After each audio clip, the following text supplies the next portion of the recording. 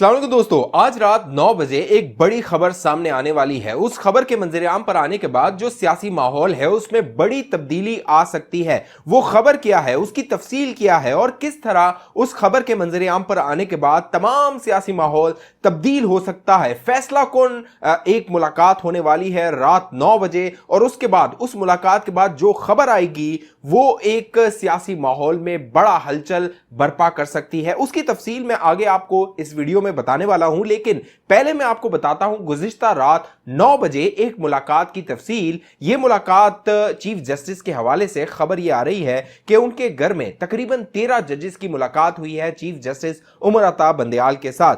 यह खबर इसलिए अहम है कि अब तक सुप्रीम कोर्ट ऑफ पाकिस्तान में जो जजेस के दरमियान इख्तिलाफात थे वो खुलकर सामने आते रहे थे। सुप्रीम कोर्ट ऑफ पाकिस्तान के अंदर दो दड़े मंजर-ए-आम पर आ गए थे। एक दड़ा जिसकी सरबराही मुबैना तौर पर कर रहे थे चीफ जस्टिस उमर अता बंदयाल, उनके साथ बताया जाता था तकरीबन 8 जजेस हैं, और दूसरा जो दड़ा था वो अगले जो चीफ जस्टिस हैं, सितंबर में चीफ जस्टिस बनने वाले हैं, काजी फैज ईसा, उनका दड़ा था और बताया जाता था सुप्रीम कोर्ट ऑफ पाकिस्तान में 7 जजेस उनके साथ हैं। अब मामला यह है कि चीफ जस्टिस उमर अता बंदयाल के घर में गुज़िश्ता रात 9 बजे एक मुलाकात हुई है और इस मुलाकात के हवाले से दावा किया जा रहा है कि तकरीबन 14 के करीब जो जजेस थे बशमूल चीफ जस्टिस उमर अता बंदयाल इस मुलाकात में मौजूद थे। चीफ जस्टिस उमर अता बंदयाल से अब तक यह मुतालबा किया जा रहा था कि वो एक फुल कोर्ट का इजलास बुलाएं और उससे तासुर ये जाए कि जजेस के दरमियान जो इख्तलाफात हैं उनको जो है वो हल कर दिया गया है और उनके जो तहफ़्फ़ुज़ात हैं जजेस के उनको दूर कर दिया गया है। लेकिन chief justice Umar Ata Bandial full court का जो इजलास था वो अब तक नहीं बुला रहे थे, लेकिन उन्होंने तकरीबन 13 जजेस को अपने घर बुलाया, जिसमें जस्टिस काजी फैज ईसा को भी ज़राए बता रहे हैं बुलाया गया था, लेकिन जस्टिस काजी फैज ईसा इस मुलाकात में शिरकत उन्होंने नहीं की। यह मुलाकात इसलिए भी अहम है कि अब से पहले चीफ जस्टिस उमर अता बंदयाल जो बेंचेस बना रहे थे वो इस तरह के बेंचेस बना रहे थे कि अपनी मर्जी के फैसले हासिल किए जा सके। पंजाब में इंतखाबात का जो मामला था, जिस तरह वो मुतनाज़ा हुआ, 9 रुकनी जो बेंच था उसने समाअत को शुरू किया और सारा मामला 3 रुकनी बेंच पर आकर ठहर गया और 3 रुकनी बेंच ने इमरान खान को मर्जी का फैसला देने के लिए एक फैसला 4 अप्रैल को जारी किया कि 14 मई को इंतखाबात करवाए जाएं। लेकिन अब मामला यह है कि वो गैर मुअय्यना मुद्दत के लिए वो जो केस था उसको इल्तवा में डाल दिया गया है, क्योंकि चीफ जस्टिस उमर अता बंदयाल को ये साफ नजर आ रहा था कि वो बंद गली में फंस चुके हैं और जो हुकूमत और इस्टेब्लिशमेंट है वो किसी तौर भी इंतखाबात करवाने को तैयार नहीं है। बाकायदा DGISI की खुफिया मुलाकात हुई थी चीफ जस्टिस उमर अता बंदयाल के साथ। DGMO ने chief justice Umar Ata Bandial, justice Ejazul Ehsan और मुनीब अख्तर को ब्रीफिंग दी थी और बताया था कि क्यों जो इंतखाबात है वो 14 मई को नहीं हो सकते हैं। अगर इंतखाबात करवाने हैं तो एक ही दिन करवाए जाएं, क्योंकि सिक्योरिटी मामलात इतने गंभीर हैं कि बार बार इंतखाबात का पाकिस्तान माली तौर पे और दिफाई तौर पे मुतामिल नहीं हो सकता। अब मामला यह है कि चीफ जस्टिस उमर अता बंदयाल की जो पोजीशन थी बहुत कमजोर हो चुकी थी। बाकायदा जो लॉयर्स हैं, कानूनी माहिरीन हैं, उनकी जानिब से दबाव आ रहा था चीफ जस्टिस पे कि जो भी इख्तलाफात हैं, क्योंकि अब तक ये इख्तलाफात बाहर नहीं आए थे और गुज़िश्ता 3 माह में ये इख्तलाफात मंजर-ए-आम पर आए। ये जो हांडी थी वो बीच चौराहे पे फूट गई और रमजान के महीने में जो खबरें आती रहीं वो बड़ी तहलका खेज, बड़ी खतरनाक खबरें थी। यहां तक खबर आई कि जस्टिस उमर अता बंदयाल और जस्टिस काजी फैज ईसा के दरमियान तल्ख कलामी हुई है और हाथापाई हो गई है, डंडी सूटे चल गए हैं। अब मामला यह है कि जस्टिस काजी फैज ईसा को जस्टिस उमर अता बंदयाल ने अपने घर खाने पर बुलाया था। जस्टिस काजी फैज ईसा एक खाने में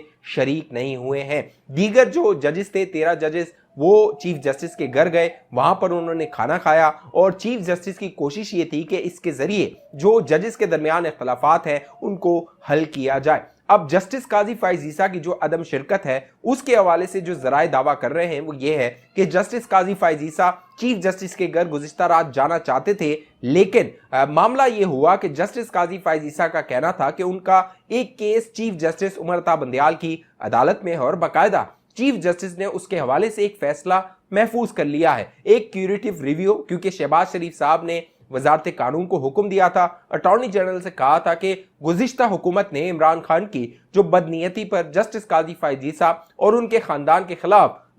जो साबिक DGISI जनरल फैज हमीद के ईमा पर एक केस फाइल किया था, उस केस के हवाले से क्रिएटिव रिव्यू एक फाइल की गई थी सुप्रीम कोर्ट में। हुक्म ये दिया गया वजीर आजम की जानिब से कि उसको वापस ले लिया जाए। इस हवाले से जस्टिस उमरता बंदयाल ने इन चैम्बर एक समाअत की थी, उस पर एक फैसला महफूज कर लिया था। लिहाजा अब जस्टिस काजी फैज ईसा का कहना था अगर वो चीफ जस्टिस के घर जाते हैं, एक निजी महफिल में जाते हैं, तो फिर ये एक मफादात का तसादुम होगा। लिहाजा उन्होंने एहतियातन इस जो मुलाकात थी, ये जो एक महफिल थी, उसमें शिरकत से इज्तनाब किया। अब लगता यह है कि chief justice उमरता Bandial supreme court के अंदर उनकी जो पोजीशन कमजोर हो चुकी है और सितंबर में उनको रिटायर होना है, वो नेकनामी के साथ रिटायर होना चाहते हैं। इसीलिए वो ये जो झगड़े फसादात हैं सुप्रीम कोर्ट के अंदर, इख्तलाफात हैं, इनको दूर करने की कोशिश कर रहे हैं। दूसरी जानिब दावा यह किया जा रहा है कि एक शातराना चाल हो सकती है चीफ जस्टिस की, क्योंकि अब तक चीफ जस्टिस उमरता बंदयाल ने जिस तरह की सियासत की,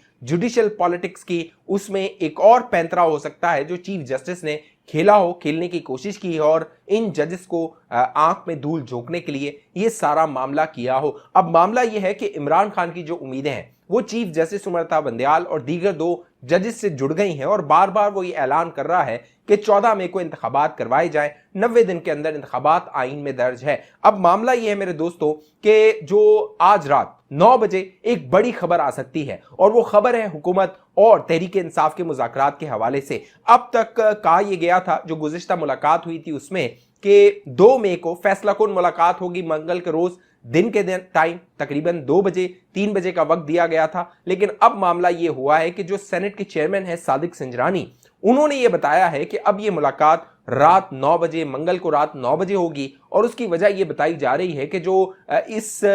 मुज़ाकराती कमेटी के मेंबरान थे उनकी अपनी अपनी मसरूफियात थी, लिहाजा इस मुलाकात को मंगल के रोज रात 9 बजे जो है वो रखा गया है। इससे कबल, इस मुज़ाकरात से कबल इमरान खान मुतादिद बयानात दे चुके हैं जिसमें वो कह चुके हैं कि अगर हुकूमत 14 मई को असेंबलियां तोड़ने पर रजामंद नहीं है, अब तक उनका मुतालबा था कि इंतखाबात करवाए जाएं 14 मई को, लेकिन अब वो ये कह रहे हैं कि हुकूमत अगर 14 मई तक इंतखाबात करवाने के लिए तमाम असेंबलियां तोड़ देती हैं, जिसमें दीगर 2 असेंबलियां बलूचिस्तान और सिंध की और कौमी असेंबली शामिल है, तो फिर वो इन मुज़ाकरात को आगे बढ़ा सकते हैं। अब दिलचस्प बात यह है कि तहरीक इंसाफ के अंदर जमान पार्क में जो मुशावरत हुई, वहां से जो जराए ने बताया कि तहरीक इंसाफ की अक्सरियत ये चाहती है कि जिस तरह हम सियासी तौर पे बंद गली में फंस चुके हैं, इन मुज़ाकरात को हमें रेलेवेंट होने के लिए सियासी तौर पे दोबारा इस्तेमाल करना चाहिए। क्योंकि अब लगता यह है कि जो जो चालें इमरान खान ने चली थी, चाहे वो अमरीकी साजिश हो, चाहे वो लॉन्ग मार्च हो, चाहे जनरल आसिम मुनीर की तकरीर को रुकवाना हो, चाहे असेंबलियों को तोड़ना हो, चाहे असेंबलियों से इस्तीफे देने हो, जो जो सियासी चाल चली इमरान खान ने, उसमें उसे बुरी तरह नाकामी हुई और बाद में उसको पछतावा भी हुआ कि जो उसने सियासी चालें चली थी उसका उसे सियासी फायदा नहीं हो सका। अब देखना यह है कि इमरान खान के हाथ में ये जो मौका आया है वो इसको भी गवा देता है और दोबारा पछताता है, या फिर वो इसको इस्तेमाल करता है। एक और जो बड़ी खबर आ रही है वो आ रही है परवेज इलाही के हवाले से। परवेज इलाही के घर पर लाहौर में छापा मारा गया था, ज़हूर इलाही रोड पे जो उनका घर है, आबाई घर है, वहां पर छापा मारा गया था। जुमे और हफ्ते की दरमियानी शब जो एंटी करप्शन पंजाब है उसकी जानिब से परवेज इलाही को गिरफ्तार करने के हवाले से बताया गया कि परवेज इलाही घर के अंदर मौजूद थे, लेकिन परवेज इलाही ने गिरफ्तारी नहीं दी। अब दोस्तों बड़ी खबर यह आई है कि एक बार फिर छापा मारा गया परवेज इलाही की गिरफ्तारी के हवाले से, और इस बार जो छापा मारा गया वो लाहौर में नहीं बल्कि गुजरात में जो गंजा हाउस है, जो परवेज इलाही का घर है, वहां पर छापा मारा गया। और कोशिश ये थी, रात गए, तकरीबन रात को 1:30 बजे के करीब ये छापा मार कर कार्रवाई हुई। इस पे मोनिस इलाही जो कि स्पेन पे मफरूर है, भगोड़ा हुआ है, मुल्क से भागा हुआ है, वो स्पेन पे मौजूद है। उसने ट्वीट करके बताया कि जो गुजरात है वहां पर पुलिस आई है, छापा मारा गया है। जराए बताते हैं तकरीबन 15 थानों की जो पुलिस थी वो इस छापे में उन्होंने शिरकत की, वो शामिल थी और उनकी कोशिश थी कि परवेज इलाही को गिरफ्तार कर लिया जाए। मोनिस इलाही ने ट्वीट करके बताया कि उन्होंने इजाजत दे दी है। हालांकि मोनिस इलाही के मुताबिक वारंट गिरफ्तारी नहीं था, वारंट छापा मारने के वाले से वारंट नहीं था, लेकिन उन्होंने कहा कि मैंने मुलाजमीन को यह कहा है कि पुलिस को छापा मारने दिया जाए, उनको अपनी तहकीकात करने दी जाए। अब दिलचस्प बात यह है कि जो परवेज इलाही है वो इस्टेब्लिशमेंट के खिलाड़ी रहे हैं और उन्होंने इस्टेब्लिशमेंट की सियासत की है। अब परवेज इलाही के खिलाफ ये मामला क्यों हो रहा है, इस हवाले से जराए 2 दावे करते हैं। पहला दावा यह है कि जो परवेज इलाही हैं उन पर दबाव डाल के इमरान खान को इश्तियाल दिलाया जाए और ये जो मुज़ाकरात हो रहे हैं इसको तातुल का शिकार कर दिया जाए और इमरान खान को इतना गुस्सा दिला दिया जाए कि वो खुद मुज़ाकरात से बाहर हो जाए और बाद में सुप्रीम कोर्ट में यह जवाब पेश किया जाए कि सुप्रीम कोर्ट को बता दिया जाए कि इमरान खान मुज़ाकरात आगे नहीं बढ़ाना चाहता, हुकूमत तो मुज़ाकरात को आगे बढ़ाना चाहती है। दूसरी जो थ्योरी है वो ये है कि परवेज इलाही का तहरीक इंसाफ में कद बढ़ाया जाए, और कुछ जराए तो ये भी दावा करते हैं कि जो परवेज इलाही की तहरीक इंसाफ में शिरकत है वो भी इस्टेब्लिशमेंट के ईमा पर है, लिहाजा परवेज इलाही का कद बढ़ाकर आने वाले जो इंतखाबात हैं उसमें परवेज इलाही को एक अहम जो रोल है वो किरदार दिया जाए तहरीक इंसाफ में, और आने वाली सियासत में वो अपना अहम किरदार अदा कर सके। इस हवाले से आपकी क्या राय है? आपको क्या लगता है इन दोनों में से क्या मामला हो सकता है? नीचे कमेंट करके बताइए। अभी तक ये चैनल आपने सब्सक्राइब नहीं किया, जरूर सब्सक्राइब कीजिए, साथ घंटी का निशान है उसको लाजमी दबा दीजिए। फेसबुक पर देखने वाले दोस्त हमारे पेज को लाइक कीजिए, फॉलो कीजिए, इस वीडियो को लाजमी शेयर कर दीजिए। अगली वीडियो तक मुझे इजाजत दीजिए, अपना ख्याल रखिएगा दोस्तों। पाकिस्तान जिंदाबाद।